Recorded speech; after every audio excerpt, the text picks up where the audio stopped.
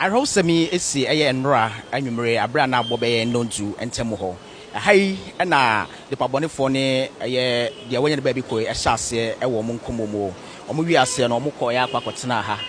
Na omo sande din komo fi ho nso so na omo esa no eba begina ba bi a eye so to yi wei na nkomo so no so esa na ye den ekoso enso ho eho na onipa bonefo no eyi eye etuo ebo eye obai mo ba be ensia mu etu ato baako mienu miensa mam se akromfo oji obi ne ba enti yenko ti yekoye numa na etu na san ato ne abayachi ekoye numa na san ato nam se da bi ene me yemre kire ne yenhwe de esi ti ejina wonam se papa bi efiri so ho sane no se aga bi ne abo ne tuyo no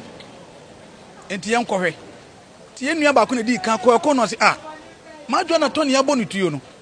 ti me koye no oda ho nam se me hu ni ye na me dane ni sei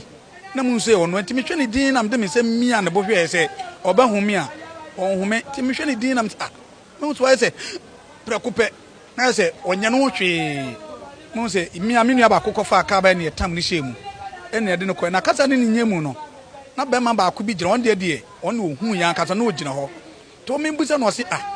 enipa no se taku menkumi nya me hwe no no menkumi taku menkumi nya me hwe no no